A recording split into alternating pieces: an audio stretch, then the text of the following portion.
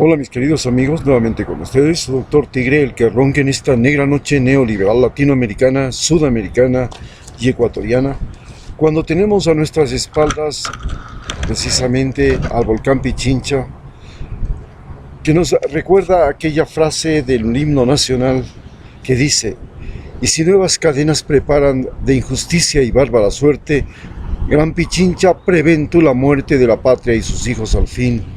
Hunde al punto en tus hondas entrañas, cuando exista en tu tierra el tirano, huele solo, cenizas que en vano busque el rastro de estar junto a ti.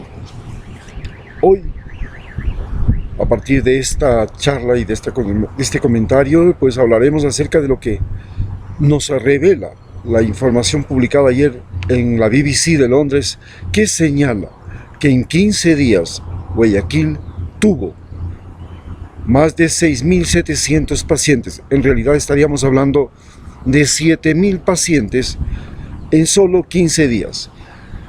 Señalan que lo normal en la población de Guayaquil, que es de 2.200.000, 2 millones de habitantes, perdón, 2.200.000 es la población de toda la provincia de Guayas. La población de Guayaquil es 2 millones de habitantes.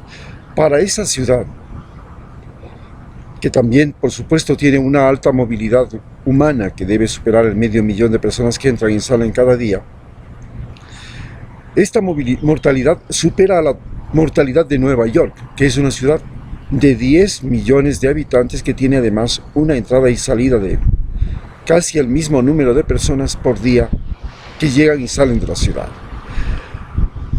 Esta mortalidad tan alta, quizás la más alta del mundo para una ciudad, nos revela hechos contundentes. Primero, que habían 3 elementos fundamentales para que se señale y se produzca esta gran mortandad en la ciudad, que además nos está indicando que si no fue detectada a tiempo, como esos 15 días, y produjo tal mortandad, en Guayaquil por lo menos deben haber 10 personas por cada contagiado, que es más o menos el promedio estimado que produce el coronavirus. Y esto significa que estamos hablando de 70.000 personas que están como portadores sanos o enfermos con resistencia circulando por la ciudad. A esa magnitud lleva la gravedad, o llega la gravedad que tiene esta catástrofe en Guayaquil.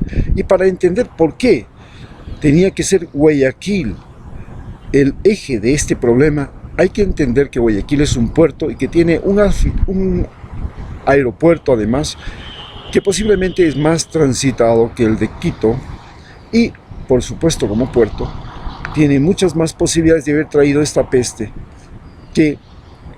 al que por supuesto la mayor cantidad, muchos barcos son de China, muchos barcos son de los Estados Unidos, y por eso era más fácil la propagación. Pero hay 3 elementos fundamentales que tenemos que considerar. Primero, el elemento social, luego el elemento político, el factor político, y tercero, un elemento que no se había y no se ha considerado, y que realmente yo, como médico que he practicado en la costa y conozco a los médicos formados en la Universidad Estatal de Guayaquil, no tanto a los formados en las universidades privadas de Guayaquil, puedo afirmar con certeza. También en mi calidad de ex profesor de la Universidad Central del Ecuador, especializado en medicina preventiva, es decir, yo enseñaba medicina preventiva, historia y geografía de la salud, en justamente tecnología médica, saneamiento ambiental. Para entender esto, vamos a analizar el factor social.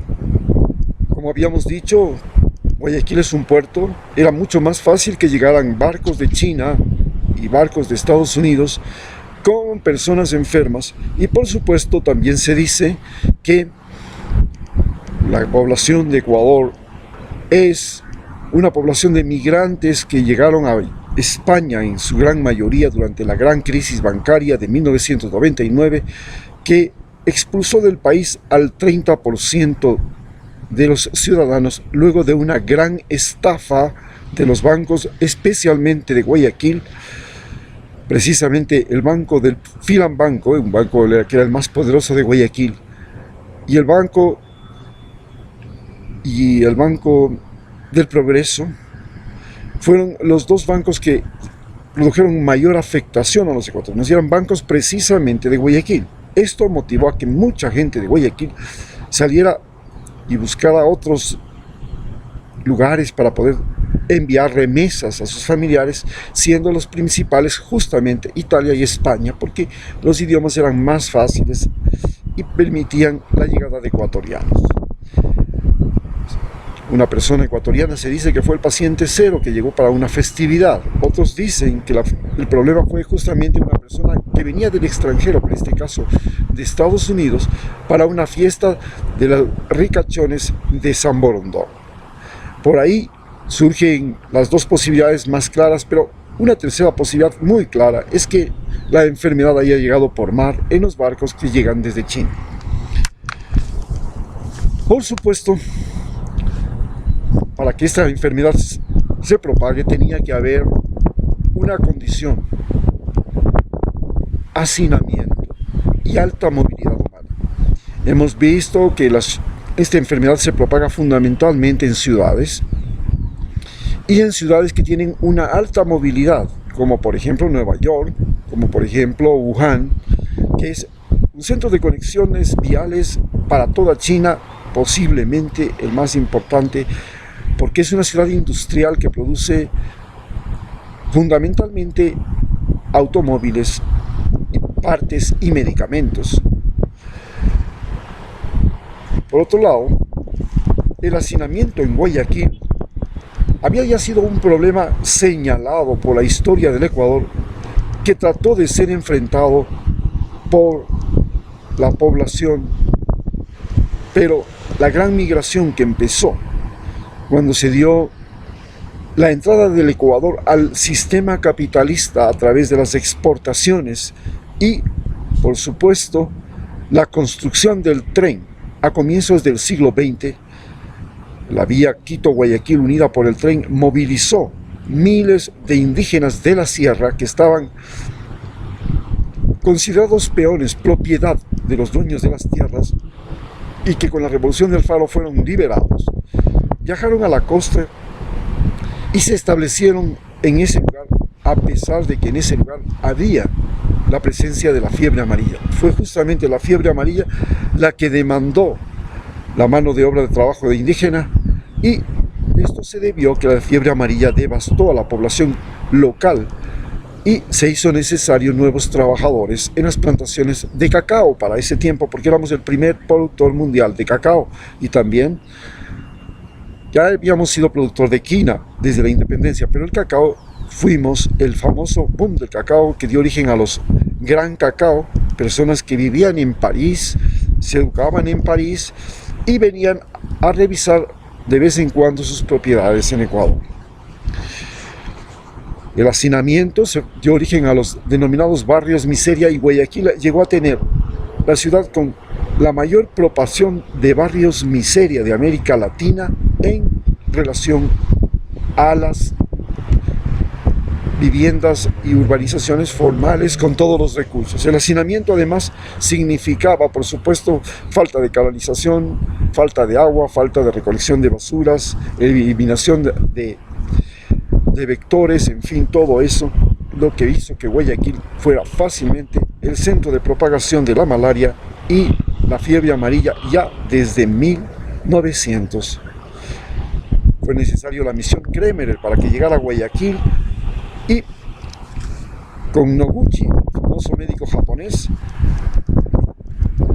la Fundación Rockefeller hizo una limpieza de Guayaquil, utilizando el mismo sistema que utilizaron para limpiar el canal de Panamá de la peste, de la fiebre amarilla y de la malaria, que le impidió a los franceses concluir la obra de ese canal.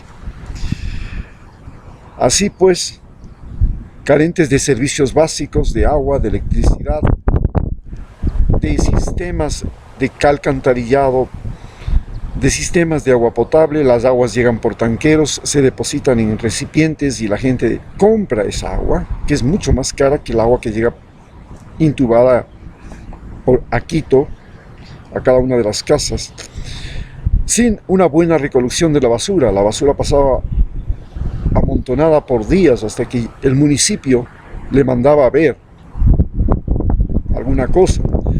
No siquiera tenían unos buenos lugares para finalmente botar la basura. Esto se contamina. Esto fue uno de los fundamentos más importantes porque el estero salado llegó a ser contaminado. Finalmente la gente que vivía alrededor del estero salado, e inclusive las fábricas, depositaban las aguas servidas directamente en un brazo de mar que se convirtió en un depósito pestilente y contaminante de la ciudad de Guayaquil, hasta que Rafael Correa llegó e hizo grandes cambios para cambiar el estero salado y convertirlo inclusive en un parque recreativo. La informalidad fue otro de los factores elementales y fundamentales, porque los trabajadores no tienen allá seguro, empleo, estabilidad. No es como la ciudad de Quito, donde la burocracia, los militares, los jubilados tienen su paraíso. Allá es todo lo contrario. No existe esa posibilidad. Los trabajadores tienen que salir a ganarse el pan nuestro de cada día como una aventura diaria, donde encuentran aquí y allá algún centavito y de esa manera sobreviven en sus casas. Muchos sobreviven, como se señala la prensa internacional, con cantidades realmente irrisorias, menos de $3 al día, menos de 2. Hay personas que sobreviven con apenas $40 o $50 al mes en un país de economía dolarizada donde el salario mínimo es $400 mensuales. Así pues, una ciudad con alta movilidad, con alta sociabilidad, porque la gente vive fuera de las casas. Las casas son estrechas, mal tenidas, de cartón, de hojalata, con mucho calor, con techos que se recalientan con el sol, usan poca ropa, y la comunicación social se realiza en las calles, en las canchas, en los parques. Es una vivencia extra domiciliaria. Así se produce una alta exposición de las personas a cualquier enfermedad transmisible. Por eso explica que el dengue, la malaria, la fiebre amarilla siempre hayan tenido en esa ciudad una gran transmisibilidad. Por supuesto, se trata de una cultura tropical hispanoamericana. En América Latina existen las culturas hispanas, se diferencian en culturas hispanas tropicales, que son culturas que están próximas al mar y que sufrieron las pestes con mucha más intensidad, porque el clima cálido favorecía a la expansión, por ejemplo, de la malaria, y con estas posibilidades, el mestizaje fue mucho mayor en las zonas portuarias. Inclusive los puertos de América Latina dieron tal mezcla de razas que de esas ciudades y estados portuarios, como las capitanías generales, nacieron las mujeres más bonitas del mundo, porque las mujeres latinoamericanas han ganado la mayor cantidad de concursos de belleza de la historia, y ellas normalmente provienen de puertos como Panamá, Venezuela, Cuba, las ciudades portuarias en general, Buenos Aires. Entonces, en estas ciudades portuarias siempre las pestes fueron mucho más mortales y mucho más serias, más graves que en el resto. Luego tenemos las culturas hispano-indígenas. Es las culturas donde los españoles y los indígenas vivían una competencia, pero los indígenas pudieron sobrevivir. Tenemos Guatemala, México, el mundo andino. Estamos hablando de Colombia, menos, pero los tres países andinos más importantes, Ecuador, Perú y Bolivia, donde las culturas andinas fueron muy importantes. Y bueno, y hubieron otras zonas que fueron más bien indígeno-hispanas, donde los indígenas se conservaron, se mantuvieron aislados, se han mantenido distantes de la civilización y inclusive llegaron a ser poder. Paraguay fue uno de esos, pero después de la guerra de la Triple Alianza, en que murieron miles de paraguayos, la mayor parte de ellos, por supuesto, con mayor influencia de la cultura guaraní, pasaron a ser los mestizos los que dominaron ese país. Pero en otros países como Ecuador, en los países amazónicos, los indígenas de la Amazonía lograron conservarse bastante aislados, lo mismo que los indígenas del sur de México, los indígenas de las zonas más selváticas y tropicales. Así se dieron tres culturas diferentes y, como vuelvo a repetir, las culturas tropicales de América, las culturas como la cultura venezolana, la cultura costeña del Pacífico y del Atlántico de Colombia, la cultura de Guayaquil, las culturas de las islas caribeñas, de hispanas como República Dominicana y el Caribe, Puerto Rico, tienen un elemento común: su forma de bailar, su forma de hablar, su forma de expresarse, que son completamente eufóricas, alegres, de música como ustedes ven, la salsa, el reggaetón. Todo eso se origina de estas áreas de la cultura hispano-tropical mestiza latinoamericana. Esto parece que también favoreció mucho la propagación del coronavirus en Guayaquil. Pero ahí analizaremos también el otro factor, que es el factor político. Guayaquil es el lugar de la mayor desigualdad de Ecuador, el lugar de los ricos, el paraíso de los ricos. Los ricos allá tienen barrios privados amurallados que se llaman, por ejemplo, Urdesa. O el alcalde de Guayaquil tiene una isla privada que se llama Isla Mocolí. En este lugar, los ricos son multimillonarios y algunos multibillonarios, y siempre, por costumbre, desde la época de la independencia, tuvieron a los comerciantes y exportadores como la clase social dominante, e inclusive los presidentes que son originarios de Guayaquil vienen de esa clase social, de la gente élite de Guayaquil. Esta élite de Guayaquil estuvo vinculada siempre a Panamá, por el canal de Panamá, y a Miami, cuando se dio la gran explosión económica dada por el narcotráfico en los años 80 de la ciudad de Miami. Los ricos de Guayaquil, como vuelvo a explicar, vienen fundamentalmente de la banca y del comercio. También hay ricos industriales, pero la industria, sea agroindustria, sea industria de la construcción, industria textil, ha tenido mucho más fuerza en los Andes y en la sierra ecuatoriana que en la costa. Pero han sido fundamentalmente actores políticos.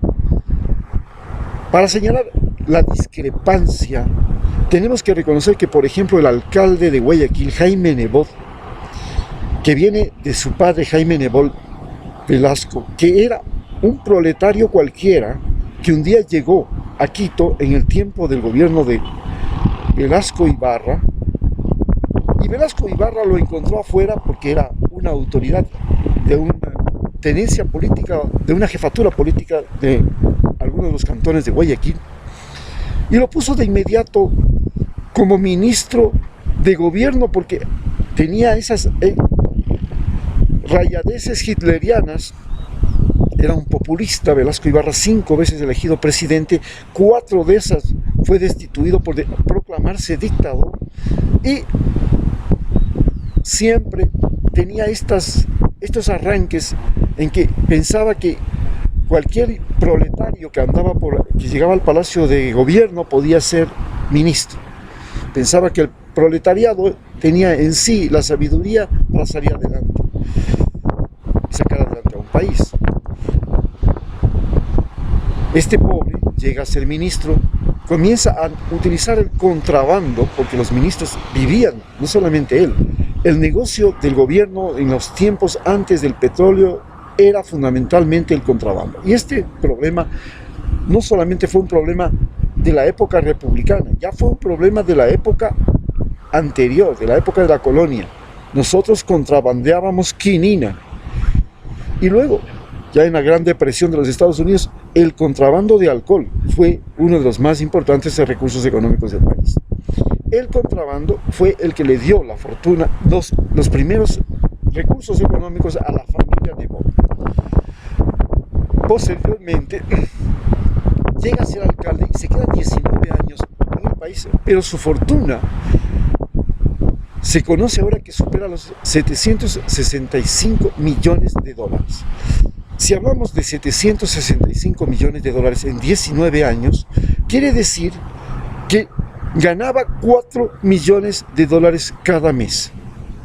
¿Cómo fue posible que un alcalde de una ciudad pueda ganar, de una ciudad pobre, la ciudad más pobre del Ecuador, pueda ganar 4 millones de dólares? Estamos hablando de que el presidente de los Estados Unidos gana 100.000 dólares mensuales. ¿Cómo es posible que un alcalde de una ciudad como Guayaquil haya ganado 4 millones de dólares para poder reunir 765 millones de dólares en su fortuna?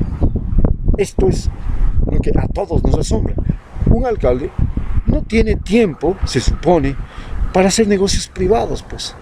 Está dedicado las 8 y si es posible más horas del día a servir al pueblo.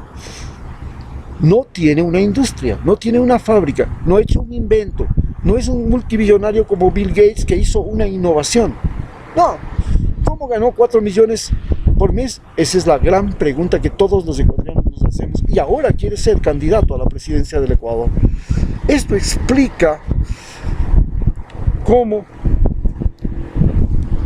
la gente de Guayaquil, la banca de Guayaquil, los ricos de Guayaquil formados finalmente por exportadores, por explotadores de la pobreza. Fueron los mayores explotadores de la gente pobre. Vivían de la pobreza, necesitaban de la pobreza, cultivaban la pobreza dentro de su propia ciudad porque necesitaban a los pobres. Gente que esté decidida a hacerlo todo, desde prostitución hasta trabajos forzados, a tal punto que muchos de los candidatos como Guevara Moreno llegó a formar una guardia que es el que prácticamente estuvo detrás de los gobiernos de Velasco Ibarra y era un creador del Partido Populista, el más conocido del Ecuador, CFP, Concentración de Fuerzas Populares, que llevó precisamente a Roldós a la presidencia en 1979. Guevara Moreno iba a las cárceles a buscar a los peores asesinos como lo hacía Papá Doc en Haití y tenía su guardia propia de choque y sus sicarios, y esta guardia propia de choque se colocaba en las ánforas para verificar que las personas que habían recibido el regalito, el soborno o la intimidación votaban por Guevara Moreno o los candidatos que él quería, que él respaldaba. Es decir, Guayaquil vivió siempre de la pobreza, vivió de la mayor explotación. Esta enorme explotación humana se convirtió en cultivo de la pobreza. Y el dinero de Guayaquil siempre, el dinero de los ricos nunca terminó en el Ecuador. El dinero de los ricos siempre o terminó en Panamá. Inclusive recordemos que Eloy Alfaro tuvo negocios en Panamá. Su padre vendía sombreros de paja, toquilla, el famoso sombrero de Panamá. Él tenía esa industria en Panamá. Pero el dinero de la gente rica de Guayaquil no termina en el Ecuador. Es un dinero que sale. Y ahora, por supuesto, lo vemos cómo salió con los Isaías que se encuentran refugiados en Miami y protegidos por el gobierno norteamericano, desarrollando ahí comunicación, empresas, son nuevamente millonarios en Miami, con el dinero de todos los ecuatorianos en la mayor quiebra bancaria de la historia, que sacó el dinero de los de las personas que ahorraban, e inclusive el dinero que le prestó el Banco Central para reactivar sus bancos, lo robó. Por eso nos quedamos sin fondo monetario, sin respaldo de la moneda en el Banco Central, y tuvimos que adoptar el sucre. Es así como han procedido los ricos de Guayaquil. ¿Y por qué Guayaquil vive la pobreza? Pero hay un factor adicional que es muy importante y que determina la muy baja capacidad de respuesta a esta epidemia.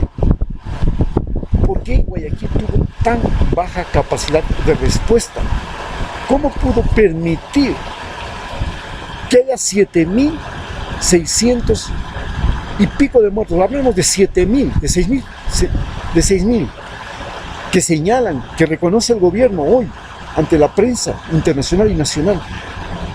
Pero en realidad estamos hablando de que deben haber muchos más, porque muchos más fueron a enterrar sus cadáveres. ¿Qué iban a esperar? A que les den el papeleo, que era todo un enredo y era un soborno. Pedían hasta $500 por darle la partida de defunción. Si no tenían los $500, ¿cómo enterraban en los cementerios?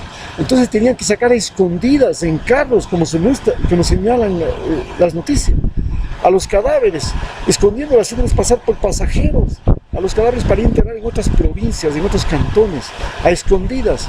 O sea que ni siquiera se puede señalar que fueron 6.700, porque fueron muchos más que, como no podían pagar los $500 que llegaron a cobrar por los certificados de defunción, los funcionarios del registro civil y los hospitales, los miembros de los hospitales, los médicos, porque tiene que ser un médico el que firma, esto nos lleva a la corrupción médica. ¿Cómo Guayaquil llegó a crear la medicina más corrupta del Ecuador? Eso es muy importante. Como médico he trabajado con médicos de la costa en Guayaquil y fundamentalmente en Esmeraldas. Y puedo señalar que la diferencia fundamental en la formación médica es que el médico que se formaba, porque antes había solamente educación médica en las universidades estatales hasta los años 80, 85. Los médicos que se formaban en las universidades estatales de Quito, Guayaquil y Cuenca eran médicos que se diferenciaban radicalmente en su formación. El médico que se formaba en Quito era un médico fundamentalmente social, porque la Universidad Central era el nido de las protestas, era una universidad altamente politizada y era una universidad que participaba en la caída y subida de gobiernos. Entonces los médicos eran unos formados con una alta sensibilidad social, pero también tenían un alto rigor educativo, pero de tipo memorístico. Nosotros, los médicos de la sierra, no estábamos expuestos a enfermedades transmisibles tanto como los médicos que estaban en la costa, y ellos se hicieron más expertos en enfermedades infectocontagiosas. Tenían hasta hospitales como el Hospital de Lea, que eran la Liga Ecuatoriana Antituberculosa, y otros hospitales como el Hospital de Infectología, que les permitían tener una práctica constante con respecto a las enfermedades transmisibles. Fuera de eso, la historia médica de Guayaquil era eso, una práctica constante de lucha contra las enfermedades transmisibles. Pero cuando llega el desarrollo de la cirugía y llegan los quirófanos y llegan las clínicas, la educación médica en Quito sigue conservando el espíritu social: ser un médico para servir al pueblo, ser un médico para ser un médico rural, ser un médico para ser un médico del campo, ser un médico para ser un médico del pueblo. Mientras que en Guayaquil el boom de las clínicas privadas, que convierten a la medicina en el mejor negocio después de las exportaciones, se convierte en farmacias, clínicas, quirófanos y se vuelve la obsesión del médico, el negocio médico, el negocio de la salud. Por supuesto, se convierten en extraordinarios y muy buenos cirujanos. Comienzan a hacer la práctica de la cirugía como algo fundamental. Y el negocio estaba en tener pacientes a los que se les hacía apendicectomías, sea porque tenían problemas con apéndice, o sea por si acaso, o sea por negocio. A ese punto llegamos. Los abortos se convirtieron en la más importante fuente de ingresos económicos, no solamente en Guayaquil. Los médicos de Esmeraldas tenían el aborto ilegal como uno de los más grandes recursos económicos. Más aún cuando llegó el vacuum extractor, la máquina que simplemente tenía que sustraer al feto. Y por supuesto este negocio ha decaído mucho desde que ya llegan las pastillas abortivas.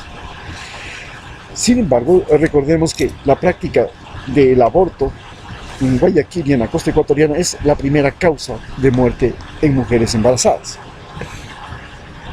y en mujeres jóvenes, la primera causa de muerte materna en el Ecuador. Pero el gran problema de la Universidad Estatal de Guayaquil es que es una universidad que se convierte en altamente politizada. Llega a tal punto que se convierte de politizada a corrupta y se convierte en la universidad más corrupta del Ecuador. Llega a tener a un bandido, a un bandolero, que tenía el negocio de tomarse las tierras y crear urbanizaciones, llamado Toral Zaramea, que vive dentro de la universidad y dice quién es el profesor, quién es el estudiante y quién pasa y quién no pasa. Las muchachas ya sabían que se podía graduarse de doctor en la Universidad de Guayaquil ofreciendo el cuerpo o el dinero. A ese punto llegamos en la Universidad Estatal de Guayaquil. La formación académica llegó a ser tan mala que los médicos de Guayaquil que se fueron a la Universidad de Guayaquil, tienen una particularidad: perdieron los escrúpulos. Cuando hacía mi práctica médica con el Seguro Social Campesino en la provincia de Esmeraldas durante el terremoto, pocos meses antes del terremoto, tenía colegas de la Universidad Estatal de Guayaquil que llegaban a la hora que les daba la gana, se iban a las horas que les daba la gana, fabricaban pacientes, solo escribían sus históricas, ya desde que llegaban iban sacando historias clínicas y luego las llenaban sin que siquiera el paciente haya existido ni haya llegado. De esa manera, además, sacaban medicamentos, porque recetaban medicamentos y prácticamente se los llevaban en una fundita, no se quedaba contento con eso. Es decir, mentían a las estadísticas del gobierno. No sabíamos si eran real que habían tenido ese número de enfermos. Metían sobre las patologías, no sabíamos si realmente habían pasado por esas patologías.